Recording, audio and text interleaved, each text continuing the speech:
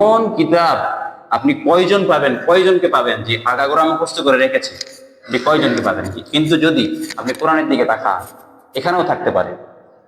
আমাদের বাংলাদেশ হিসাব করলে লক্ষ লক্ষ, পৃথিবীতে হিসাব করলে কোটি কোটি পাওয়া যাবে, ঠিক কিনা? পৃথিবীতে এমন একটি দেশ রয়েছে, আপনারা জানেন কিনা? জানলে বলবেন। যে দেশের জনসংখ্যা 70 লাখ। কয় লাখ? কোরআনের হাফেজ 23 লাখ। সুবহান। হিসেব গড় করলে দেখা যায় যে প্রতি 3 জনে একজন করে হাফেজ। সুবহানাল্লাহ বলবেন না? প্রতি 3 জনে একজন করে হাফেজ। দেশটার নাম কেউ জানেন? লিবিয়া। দেশটার নাম হচ্ছে লিবিয়া। লিবিয়াতে জনসংখ্যা হচ্ছে 70 লাখ, কোরআনে হাফেজ 23 লাখ। সুবহানাল্লাহ। আমাদের এই একটি দেশের হিসাব করলে দেখা যায় যে নাস্তিকেরা তলে পড়ে থাকে। বাংলা মাত্র একটা দেশ, আর পৃথিবীতে বাদ পড়ে থাকে। যেহেতু একটি দেশে লক্ষ লক্ষ, পৃথিবীতে হিসাব করলে কোটি কোটি পাওয়া যাবে। এই কোরআন কারীমকে নিভে দেওয়া সম্ভব? বলেন না, নিভে দেওয়া সম্ভব? যদি আগুন লেগে ধ্বংস হয়ে যায়,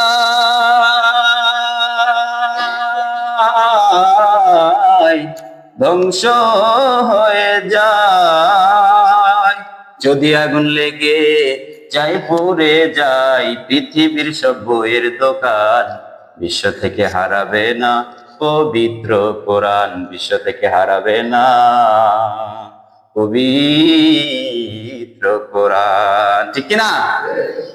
বিশ্ব থেকে হারাবে, কারণ আমাদের হাফেজ কোরআনের মধ্যে, সিনার মধ্যে কোরআন কারীম ঢুকে দিয়েছেন কে? এটি হচ্ছে কোরআন কারীমের 3 নম্বর বৈশিষ্ট্য। নাম্বার 4, 4 নম্বর বৈশিষ্ট্য হচ্ছে এটি এক আশ্চর্যজনক কিতাব। The entire Quran has been presented in poetic form. গোটা কোরআন কারীমকে আল্লাহ তাআলা ছন্দময় করে নাজিল করেছেন। সুবহানাল্লাহ। পৃথিবীর অন্য কোন বইয়ে, অন্য কোন কিতাবে আপনি এত সুন্দর ছন্দের মিল খুঁজে পাবেন না, যতটা ছন্দের মিল আল্লাহ তাআলা এই কোরআন কারীমের মধ্যে দিয়েছেন। সুবহানাল্লাহ। আমি জানি না আপনারা তেলাওয়াত করার সময় কয়জন এগুলো খেয়াল করেন। কোরআন কারীমের সবচেয়ে ছোট সূরা কোনটি বলেন তো? দেখেন, বলেন। সবচাইতে, মাশাআল্লাহ, সবচাইতে ছোট সূরা কোনটি? কাউসার। দেখেন, আমরা একটু তেলাওয়াত করি। আল্লাহ তাআলা বলছেন, ইন্না আ'তাইনাকাল কাউসার ফাসাল্লি লিরাব্বিকা ওয়ানহার ইন্না শানিয়াকা হুয়াল আবতার। আপনি ছন্দমিল খুঁজে পাচ্ছেন না? এই যে দেখেন, ইন্না আ'তাইনাকাল, একটু পার্টিসিপেট করেন সবাই, বলেন ইন্না আ'তাইনাকাল ফাসাল্লি লিরাব্বিকা ওয়ানহার ইন্না শানিয়াকা হুয়াল আবতার। এই প্রত্যেকটা ভার্স, প্রত্যেকটা আয়াতের শেষে র সাকিন, কাউসার, ওয়ানহার, আবতার আসে না? নাই আসে না? এবারে দেখেন আমাদের আরেক মুখস্থ সূরা, সূরাতুল ইখলাস। আল্লাহ তাআলা বলছেন, কুল হুয়াল্লাহু আহাদ আল্লাহুস সামাদ লাম ইয়ালিদ ওয়া লাম ইউলাদ ওয়া লাম ইয়াকুল লাহু কুফুয়ান আহাদ। পড়েন আল্লাহু আকবার। এবার আমাদের সূরা, আমাদের সকলের পছন্দের সূরা, সূরাতুর রহমান। আল্লাহ তাআলা বলছেন, আর রহমান আল্লামাল কুরআন খালাকাল ইনসান আল্লামাহুল বায়ান। সুবহানাল্লাহ। কত সুন্দর ছন্দের মিল!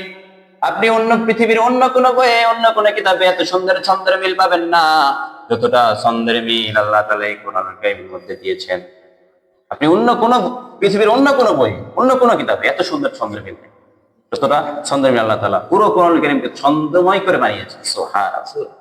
এটি হচ্ছে কোরআন কারীমের 4 নম্বর বৈশিষ্ট্য। নাম্বার 5, 5 নম্বর হচ্ছে there is no contradiction between the holy book Quran and science. বিজ্ঞানের সাথে কোরআনের কোনো দ্বন্দ্ব নাই। বিজ্ঞানের প্রত্যেকটি নতুন নতুন ইনোভেশন, নতুন নতুন তথ্য এই কোরআন কারীম মিথ্যা বলে ডাস্টবিনের মধ্যে ছুড়ে দিয়েছে। আপনারা জানেন? আপনি হয়তো বলবেন যে হুজুর গলাবাজি করছেন এখানে। কখনো না। দেখেন, আমি দলিল দিচ্ছি। এই আপনি যদি বিজ্ঞানের দিকে তাকান তাহলে দেখবেন যে এই পৃথিবী ঘোরে না সূর্য ঘোরে, এটি নিয়ে তো বিজ্ঞানীরা অনেক কিলাকিলি করেছে। বিজ্ঞানী টলামি তিনি এসে বললেন যে পৃথিবীকে কেন্দ্র করে সূর্য ঘোরে।